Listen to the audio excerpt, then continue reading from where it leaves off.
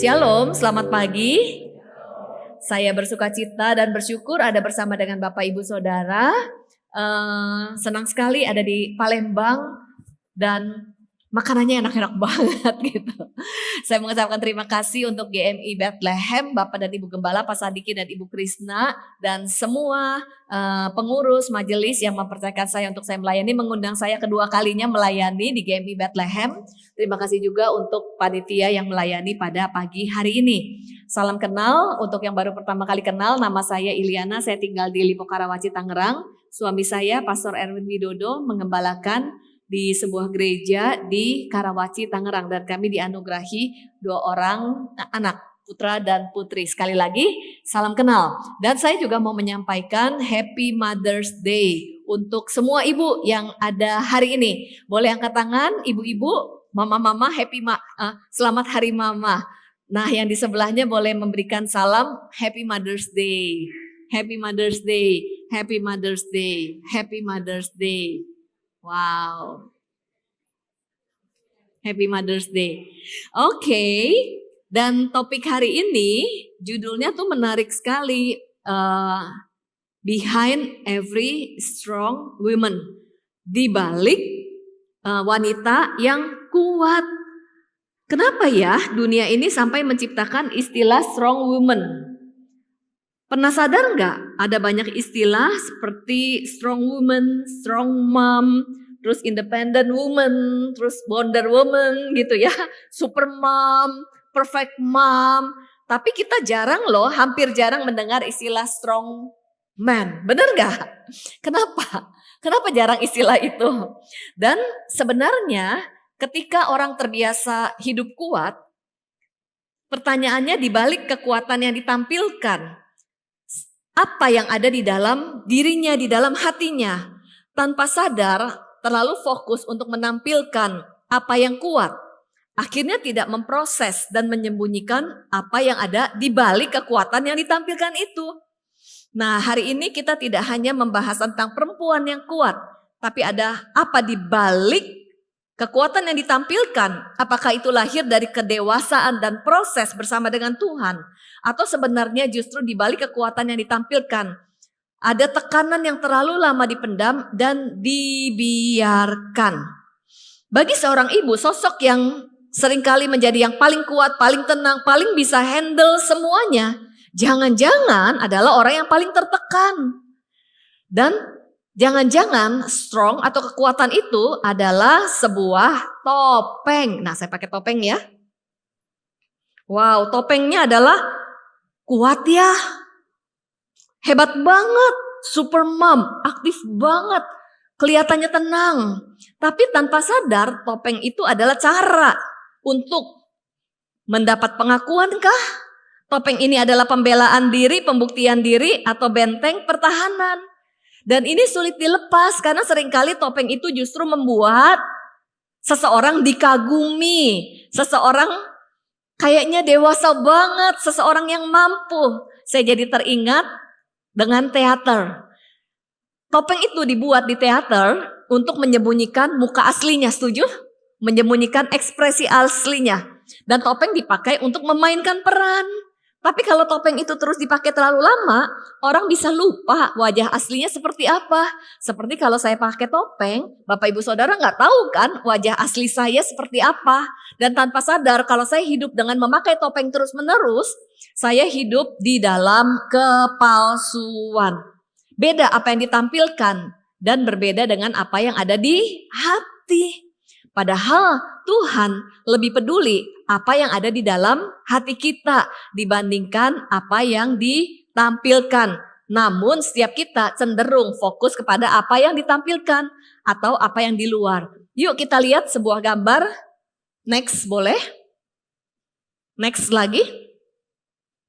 Oke, sekarang saya tanya nih. Hidup ini ada bagian outside, bagian luar.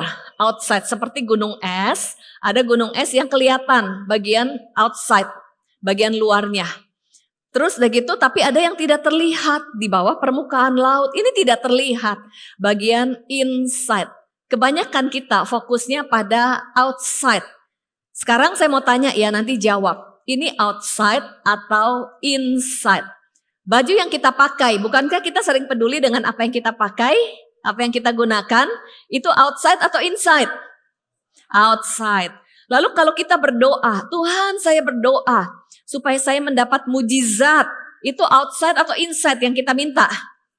Mendapat mujizat. Apa yang saya minta, saya dapatkan. Outside atau inside? Atau gini, saya mendapat mujizat untuk diberkati. Outside atau inside? Diberkati. Outside atau inside? Outside. Lalu kalau kita berdoa, Tuhan saya berdoa supaya pasangan saya berubah. Itu permintaannya outside atau inside? Outside atau inside? Pasangan berubah? Outside. Lalu kalau kita berdoa, Tuhan saya pengen supaya naik posisi. Naik posisi, naik level di kantor, di pekerjaan. Outside atau inside? Outside. Sekarang kalau Tuhan saya berdoa, saya minta hikmat. Supaya saya bekerja lebih baik lagi.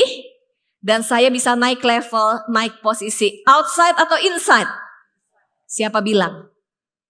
Kita minta hikmat supaya naik posisi. Itu kan permintaannya outside, betul?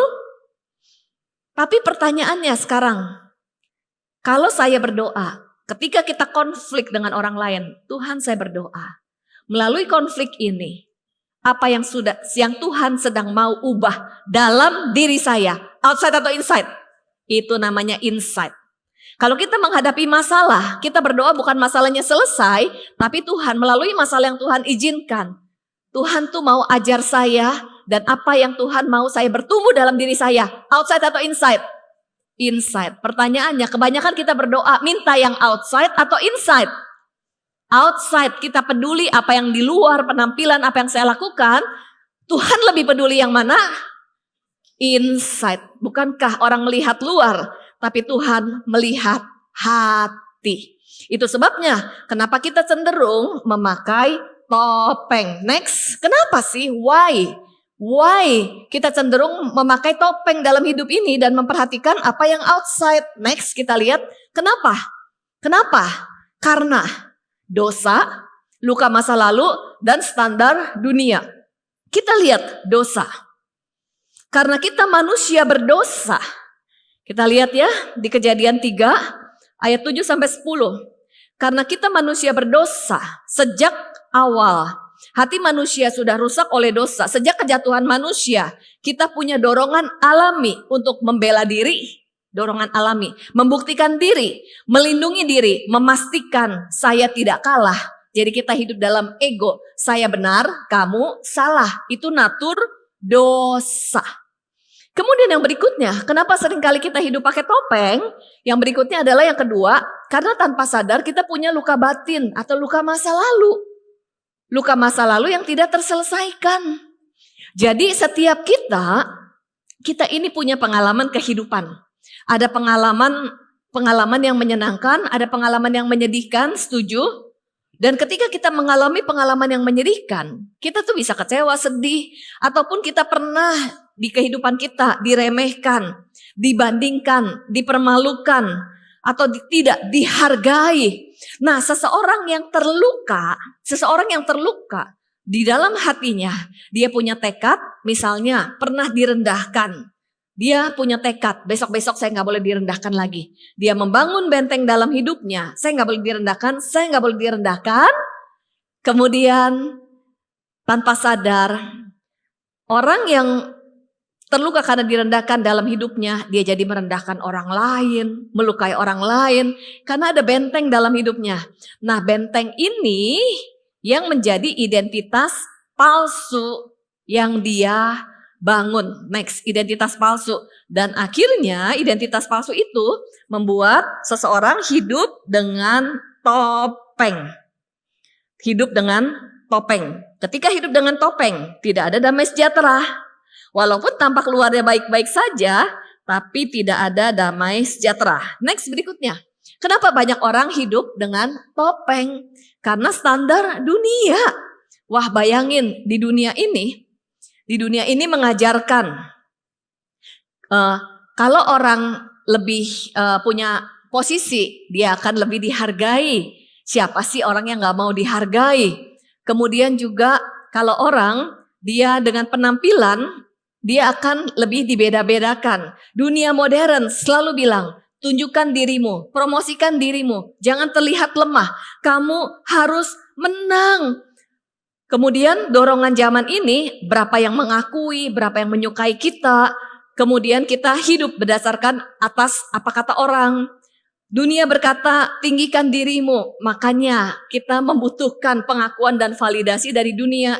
Jadi tanpa sadar kita hidup dengan topeng. Yuk kita mau lihat manifestasi topeng yang seringkali kita pakai sebagai seorang mom.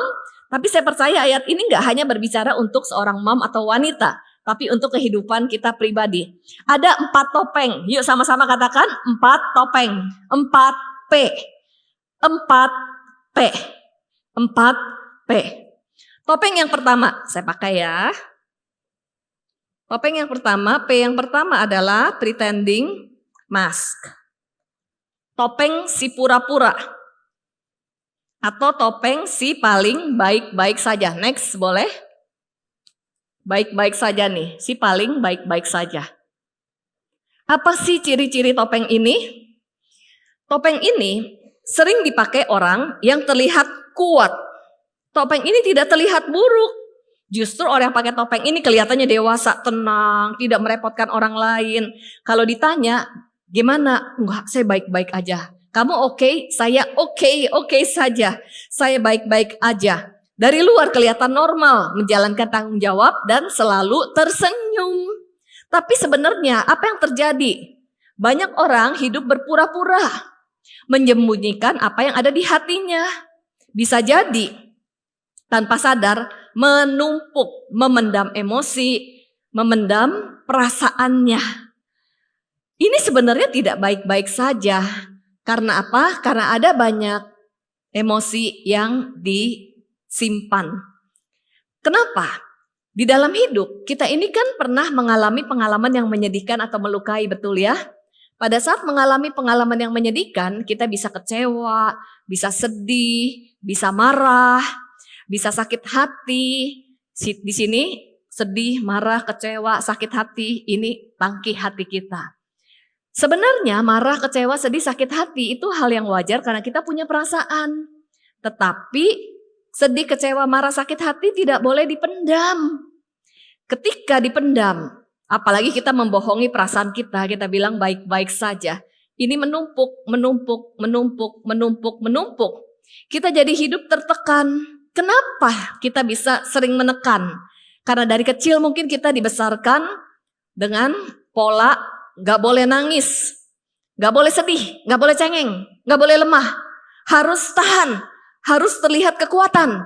Jadi memendam semua emosi sebagai kekuatan. Kita lihat contoh di dalam Alkitab yaitu Hana. Hana itu dia sebenarnya tertekan gitu. Lalu dia menyimpan kesedihan. Dia datang di hadapan Tuhan. Bahkan Imam Eli sempat salah mengerti ya dari apa yang dia sampaikan. Kalau ini terus menerus, ini kita bisa burn out. Hati kita bisa menjadi dingin. Sehingga kita juga sulit empati. Ketika kita berelasi, suami istri, orang tua dan anak, kita gak pernah sharing tentang perasaan di feeling level. Justru sebenarnya kalau kita sharing tentang perasaan, kita bisa jujur, sharing, relasi akan semakin mengenal satu dengan yang lain. Ketika kita bisa sharing Yakobus 5 ayat 16, saling mengaku dan mendoakan, maka kita akan sembuh dan pulih. Dan sampah emosi ini terurai, terproses, tidak ditumpuk. Tetapi semakin memendam, terlihat baik-baik aja, tapi semakin menumpuk, hasilnya bisa sakit, ada migrain, ada asam lambung. Kenapa? Karena ini menjadi racun di dalam diri kita. Dan kalau semakin lama semakin ditumpuk, bisa over capacity, tubuh menghasilkan hormon yang merusak kimiawi otak. Disinilah muncul isu-isu mental health. Seseorang gak cuma stres, bisa jadi depresi. Karena terus menumpuk-menumpuk. Itu sebabnya Tuhan memberikan saudara seiman, relasi dalam keluarga untuk bisa saling sharing dan di dalam Mazmur 34 ayat 18 menuliskan, Tuhan itu dekat kepada orang yang patah hati. Tuhan rindu memulihkan. Tapi pemulihan itu bisa terjadi ketika kita jujur dengan perasaan kita di hadapan Tuhan. Lalu juga di Matius 11 menuliskan, marilah datang kepadaku yang letih lesu dan berbeban berat. Maka kita akan mendapatkan kelegaan. Ketika kita datang sama Tuhan jujur dengan perasaan kita seperti menyerahkan bagasi emosi ini kepada Tuhan, kita akan lega. Ketika kita bisa sharing, seseorang yang mengalami trauma, saya pernah ikut pelatihan trauma healing. Kapankah trauma itu diproses? Ketika seseorang bisa cerita pengalaman-pengalaman dan perasaan-perasaan yang sesungguhnya kepada orang lain yang mendengarkan, proses bercerita itu adalah membongkar sampah-sampah emosi yang menumpuk dan itu memulihkan. Kejujuran, jujur pada Tuhan, jujur pada diri sendiri, itu awal pemulihan. Kalau kita punya teman sharing, itu membantu pemulihan kita. Jangan sendirian dan jangan dipendam. Yang kedua, topeng yang kedua adalah, saya pasang ya di sini, topeng yang kedua. Topeng apa?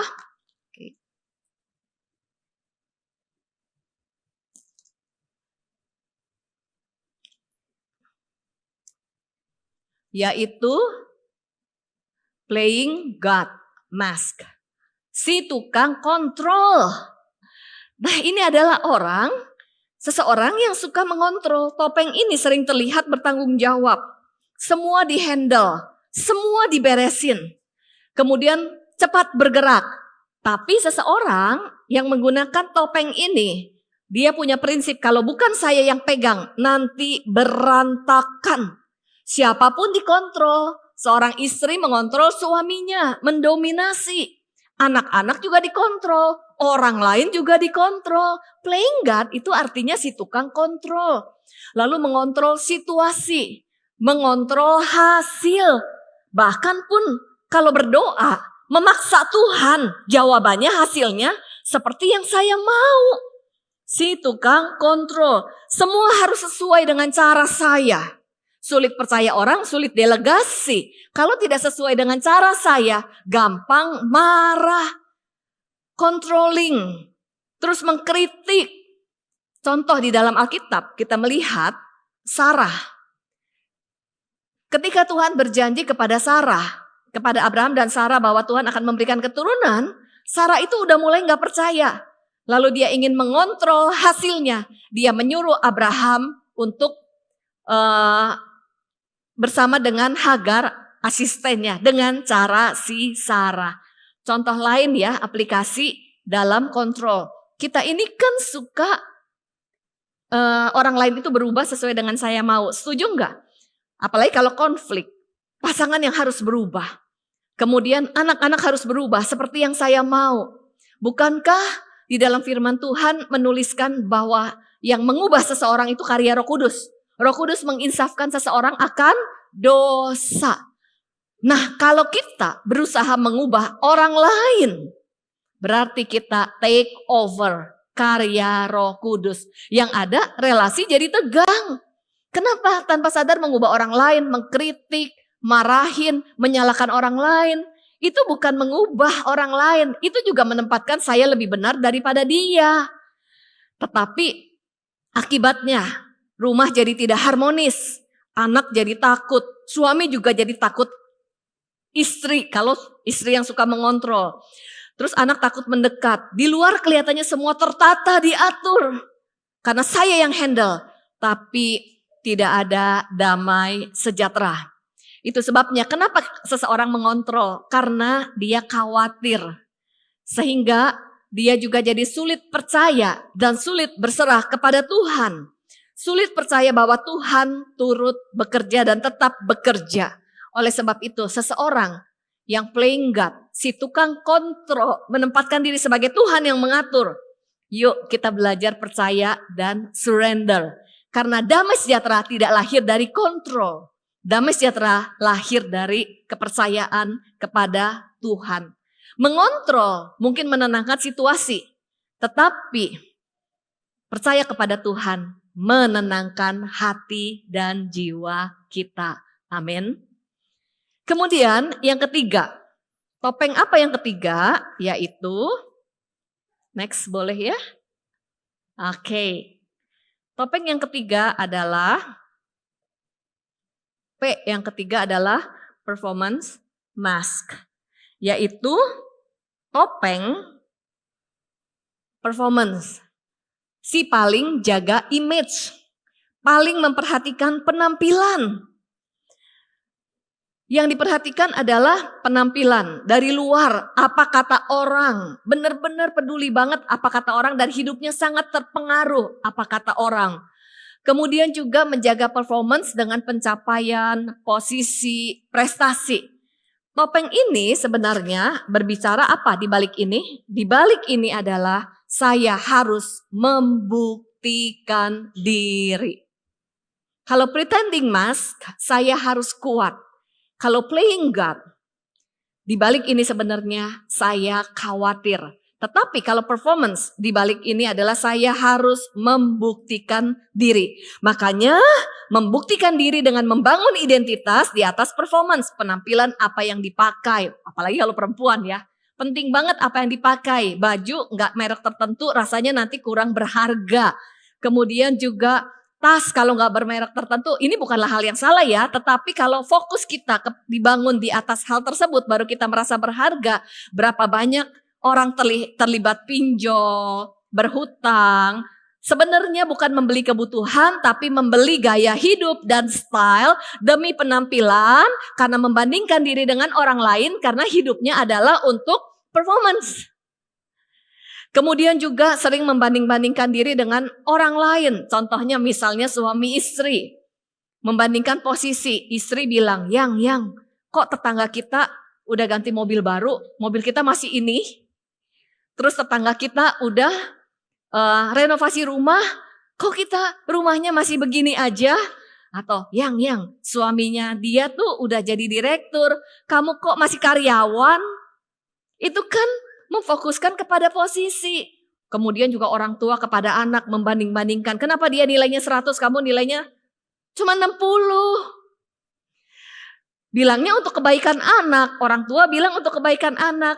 Belum tentu. Bisa jadi ini untuk kebanggaan dari orang tua itu sendiri. Kemudian bisa jadi anak punya cita-cita yang lain. Tapi harus seperti yang menurut kata orang tua itu yang terbaik untuk kebaikan kamu. Belum tentu.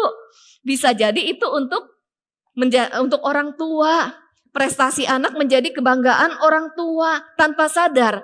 Dengan demikian ini adalah orang tua yang membangun identitas menggunakan prestasi anak untuk identitas si orang tua. Itu adalah untuk performance orang tuanya. Ini sebenarnya butuh validasi dan pengakuan dari orang lain.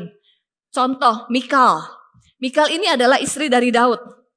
Kemudian saat Daud menari di hadapan Tuhan, Mikal merendahkan. Karena apa kata orang tentang Daud nanti? Mikal lebih peduli penampilan dibandingkan isi hatinya Daud. Bagaimana penampilan dijaga? Bagaimana apa kata orang? Kenapa? Karena tanpa sadar, seseorang yang demikian adalah seseorang yang insecure, takut ditolak, butuh penghargaan, butuh pembuktian diri.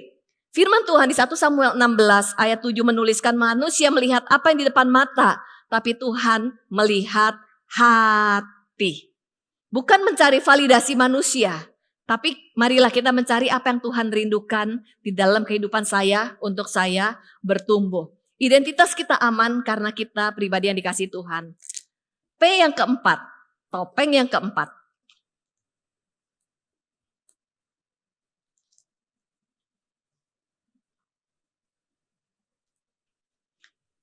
P yang keempat kita lihat yaitu productive mask. Produktivitas. Ini adalah orang yang paling sibuk. Ini juga dianggap positif. Kenapa? Karena dia aktif, produktif, selalu bergerak. Ada aja yang dikerjakan. Topeng ini sering berkata, saya tidak boleh berhenti. Sebenarnya, pertanyaannya, jangan-jangan kesibukan dipakai untuk pelarian. Jadi terus kerja, terus melayani. Kenapa? Karena seseorang yang sibuk, dia tidak perlu memikirkan apa yang terjadi dalam dirinya ataupun masalah yang dihadapinya. Banyak orang sibuk karena pelarian, karena sebenarnya di dalam dirinya perlu diproses ataupun ada masalah yang perlu dihadapi, tapi dia melarikan diri. Atau banyak yang kesepian, kemudian mengisi kesepiannya itu adalah dengan kegiatan-kegiatan yang ada. Selalu ada aktivitas. Semakin kita sibuk, kita lupa, kita tidak punya waktu untuk memproses kedalaman hati kita. Makanya kita lihat Marta. Tuhan Yesus tidak menegur Marta yang melayani, karena Tuhan juga mau kita melayani. Tapi yang Tuhan tegur adalah sikap Marta yang dikatakan, kenapa kamu menyusahkan diri, khawatir dan menyusahkan diri dengan banyak perkara, dengan hal-hal yang sebenarnya tidak harus kamu lakukan. Kelihatannya produktif, kelihatannya berdampak, tetapi sebenarnya sedang menghindar. Tuhan mau bukan untuk kita selalu sibuk, tetapi di Yesaya 40 ayat 31, ketika kita memberikan waktu untuk menantikan Tuhan, maka kita akan mendapatkan kekuatan yang baru. Kekuatan baru tidak lahir dari terus bergerak dan sibuk. Kekuatan baru lahir dari seseorang yang belajar berhenti dan tinggal di dalam hadirat Tuhan. Injil tidak memanggil kita untuk terus sibuk supaya merasa aman. Tapi pemulihan dimulai ketika kita berdiam di hadapan Tuhan. Belajar, memberi ruang, membuka hati untuk dipulihkan. Tidak semua kesibukan membawa kemajuan. Kadang seseorang terus berlari, tapi sebenarnya tetap di tempat yang sama. Kenapa seseorang mempertahankan topeng-topengnya? Topeng-topeng dan berbagai topeng. Karena yang paling sulit dilepas adalah topeng-topeng ini sering diberikan aplaus atau tepuk tangan. Topeng sering dipakai karena dunia menghargai. Orang yang tersenyum dibilang, wah kamu kuat ya. Orang yang melakukan semuanya, yang handle semuanya, dibilang kamu super mom. Orang yang sibuk melayani dibilang kamu luar biasa.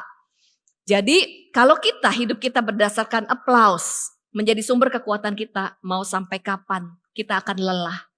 Gimana caranya? Kenapa kita mempertahankan topeng? Karena di hati kita khawatir, insecure, dan tidak aman. Untuk mengatasinya, kita perlu sadar bahwa kita dikasihi. Yuk bilang sama-sama, dikasihi. Dikasihi. Seberapa percaya bahwa kita dikasihi tanpa syarat? Benarkah kita percaya kita dikasih tanpa syarat? Oke, saya mau tes ya. Oke, saya berandai-andai nih. Kalau kita dikasih kesempatan untuk adopsi anak di panti asuhan. Yang jomblo siapa belum menikah? Dikasih kesempatan papa mamanya mau adopsi adik. Sekarang kalau datang ke panti asuhan, siapa yang dipilih? Boleh gambar anak-anak?